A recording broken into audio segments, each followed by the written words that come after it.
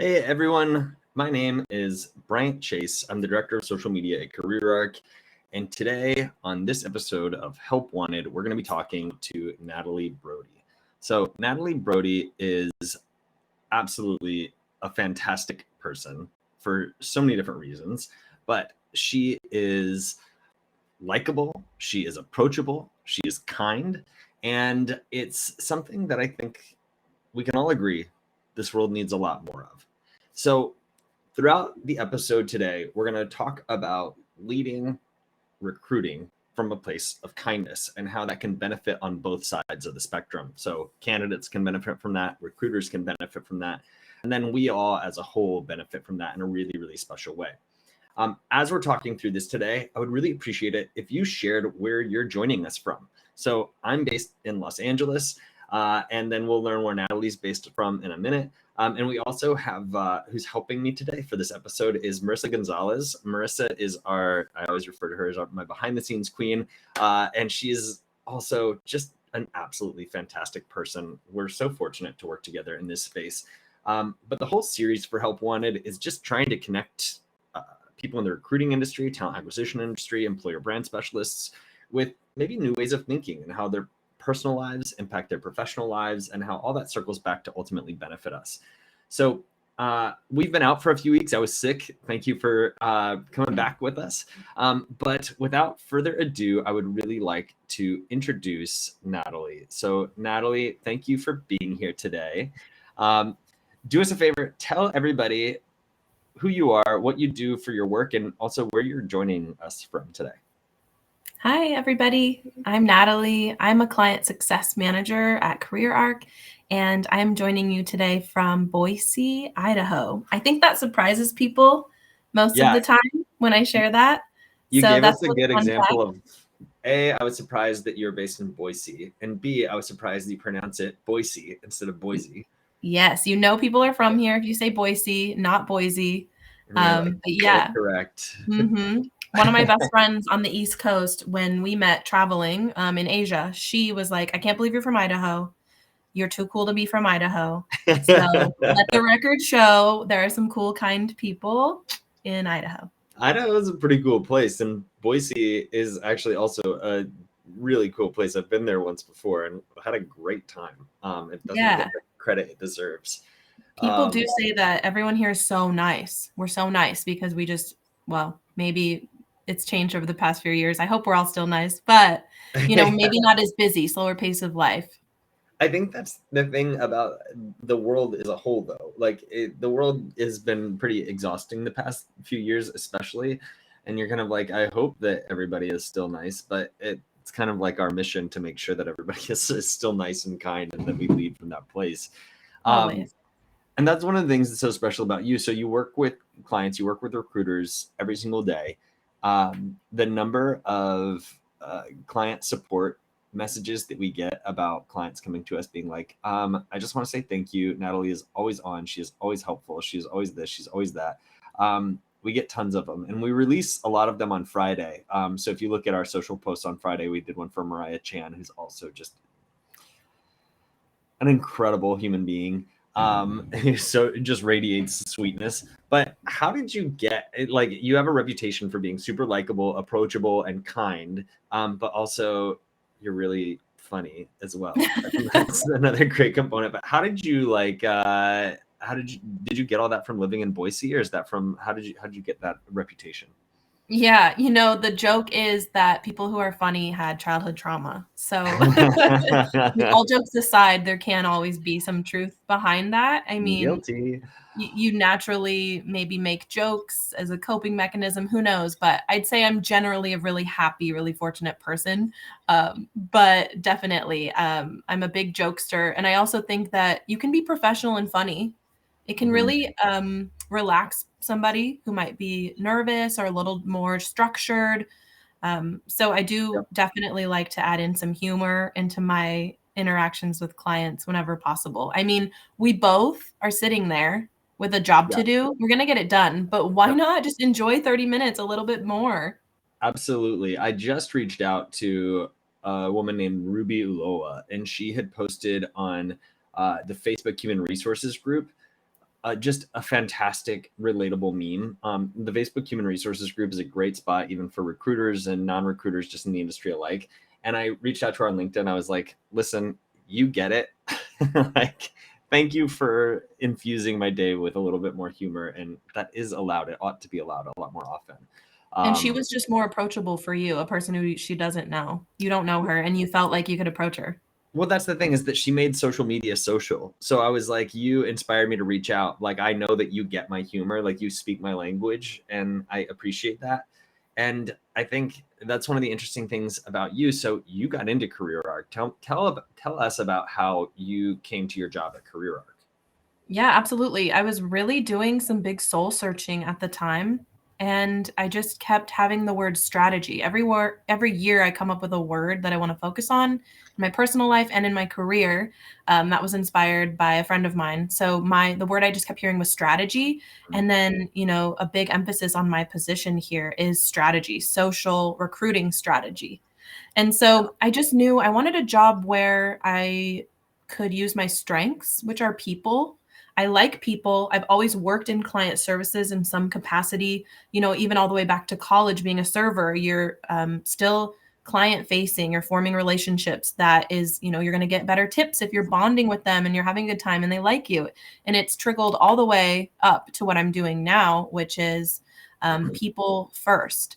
I think that business needs more of that. It's not always just about getting the job done, but if you can form a relationship with people along the way, it's more enjoyable for everyone. Yeah. I also feel like, oh, go ahead. I was going to say, you're speaking in a way that also I think is directly something that recruiters deal with and talent acquisition professionals deal with, is that so much of their jobs require them to do things that limit their ability to have those human connections with people. But your whole career is oftentimes built around developing human, like it's a really important component of the career. Yeah, they're the first impression of a company, and they need to be likable. I mean, they get on a call with a candidate, whether, it's a screening call or an interview. I mean, even if you're a recruiter and you're talking to that person and you are recognizing they are not qualified for this job, or I can't hire this person, I can't bring this person to the client, this isn't the right fit, you could still make their day. It could still be good practice for them. It could still be a good conversation. What if you clicked and had something so wild, so out there in common that you were bonded in some way outside of what you originally were on that call to do? You just never know. Yeah. But at the end of the day, you really should just be kind. I mean, they're going to carry that energy into their next interview. And you're going to carry the energy or your last interaction to the next candidate who could be the one you want, who then doesn't decide they want to work for you because you were cranky and impatient with them. Yeah. It'll just keep going. Like, energy is real. And that's the thing too, is I would never like discredit anybody in this industry for being cranky and frustrated. Like, yeah, oh my absolutely. gosh, the last several years have completely turned this industry upside down. And I think that's one of the things that I try and emphasize, is that, one of the things that we do is we automate jobs to social media, and that is a robotic task. And people are like, oh, I don't want a robot posting on my social. And I get that. And you shouldn't have just that, for sure. But it is really valuable to get those jobs in front of candidates and get employer branding content in front of candidates. But it doesn't mean that you shouldn't still be personable with your presentation. And all it does is really just allow you to get to that point. Yeah. So even though our product is essentially a robot, it's a robot because it's just there to allow you not to be one. So you don't have to just be like, oh, I have to do this, and then I have to do this, and then I have to do this. It allows your personality to actually shine through. Yeah. You can still automate your authenticity or your brand message. Yeah. Automate that. Be authentic. It'll still sound like you, but then you don't have to log in every day and type it out. If you're having a bad day, that positive post proactively made days before and scheduled will be there to support you. Yeah, that's, I think, really, really smart. So being strategic about the content you post on social as a recruiter is really, really smart, because we can't be expected to be on every single day. So nobody we is. have this safety net. If we build out our posts in advance and know that they're going to go out, they're quality post that'll connect with our target audience, our target candidates, and all those sorts of things, then you have the safety net to have a rough day and not let that be represented to your audience in a way that you're not totally comfortable with. And don't get me wrong, I think it's very important to share when you've had a rough day, and sometimes publicly and sometimes on LinkedIn, and how you handle it, I think, is really inspiring. I love those About stories. how you handle it. Yes. But sometimes in the moment, we all know that, like, when I'm upset about something, maybe it's not the best time to talk about it with another person. Like, let me calm down for a minute, think about what I'm going through and how I want to approach this, and then reapproach that later on. Yeah, because you're human. We're human. Yeah, absolutely. Well, as best as we can be in this crazy world. And it goes both ways. The person on the other end. So, we might be really stressed out and having a hard day. Recruiters might be really stressed out. They have the weight of the world on their shoulders, but it goes both ways. If you're a job seeker and you're interacting with a recruiter, put yourself in their shoes. Try to be empathetic and recognize that they're busy, they have a job to do, and that it's not always personal. So if you didn't get the best version of that recruiter as a job seeker, let it go and don't carry that interaction or that energy into your next interview. It definitely goes both ways, being understanding of others. This industry has two of the most stressed out groups of people interacting on a daily basis. So recruiters, talent acquisition pros, they're, with the industry being turned upside down, it's been a nightmare in a lot of ways. Like, it's so tumultuous, you never know what to expect. And then at the same time, on the other hand, is candidates who are either out of a job, which is extremely stressful. They have money woes, they have bills piling up, potentially they have health issues. Those are all things that, they're thinking about, but not really talking about. And sometimes the stress of that can come through to a recruiter at a time that isn't always appropriate. And I don't fault candidates for being like that either, just because it's the nature of the circumstances, and it's stressful. And it's one of the things I love about what we do, is that we want to take stress away. We want to give you an opportunity to kind of circumvent the stressful aspect of what this is. And it works for candidates too, even though, like, this is a tool for recruiters. Candidates will also, it makes their lives easier, that they can just be, heaven knows, if you're looking for a job, but you're also scrolling social media in the meantime. Exactly. And then if you see a job post pop up in your feed, you're immediately going to be like, ooh, actually, that's a good reminder. I need to get back to my job search. I'm going to go ahead and apply to that job. That seems like a good role. And how nice was it that it just popped up in my feed and I don't have to go working for it all the time? Yeah. Or when they're researching a company, you land on their social media page, and you know what I mean? You're able to scroll through a bunch of different pieces of content. It's never about like one post. Like, you're not striving to post one perfect post. It's all about like this holistic strategy. So the candidates can really find that info on your social pages. Yeah. And so some of the people that you work with, and I do a really great job of this. And I think I'm excited to really share this, is that we've got some of them. And Marissa, I think you're going to come on and show some examples of this while we go through it. And Marissa hosted the last Help Wanted, and she crushed it. So we're going to bring her in now, and we'll go through some of these examples that we have. So, hey, Marissa.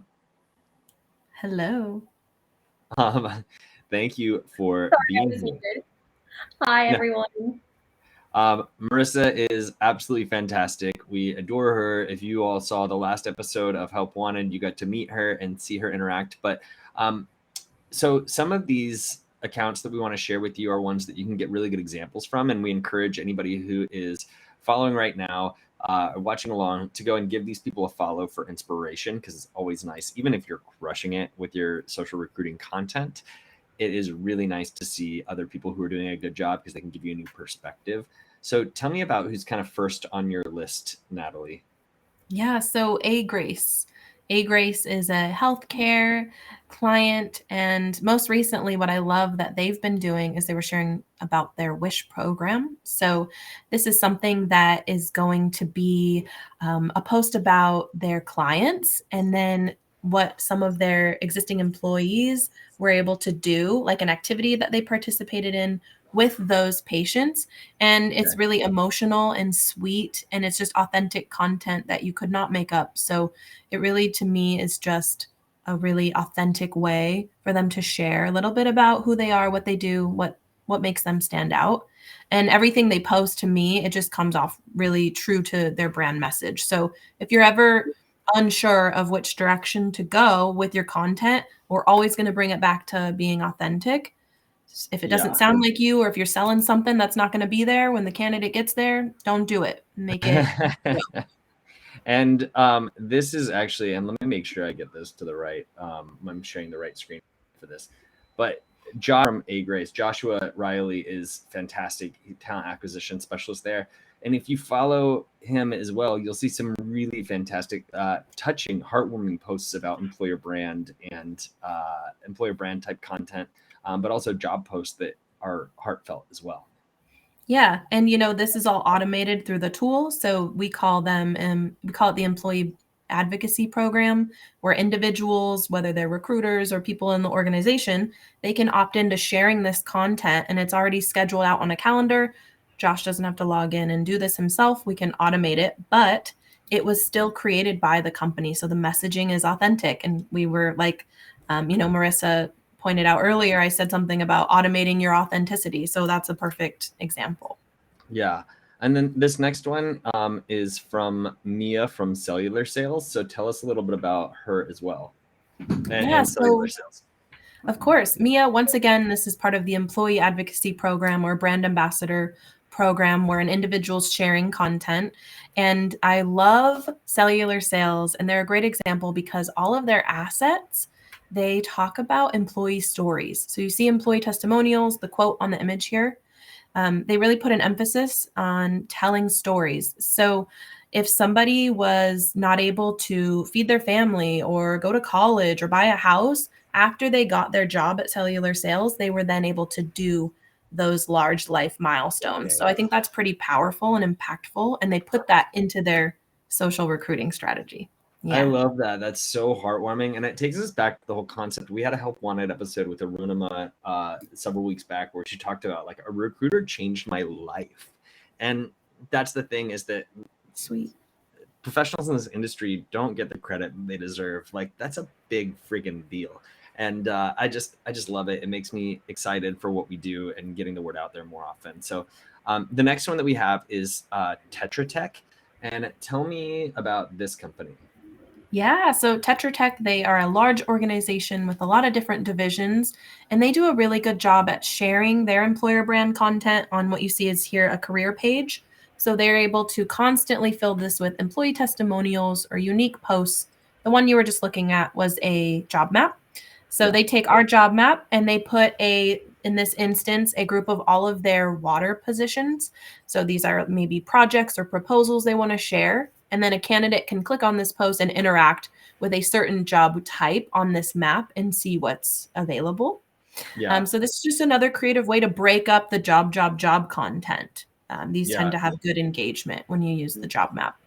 Really, really interesting stuff, and also a really great way to share your content with recruiters on social.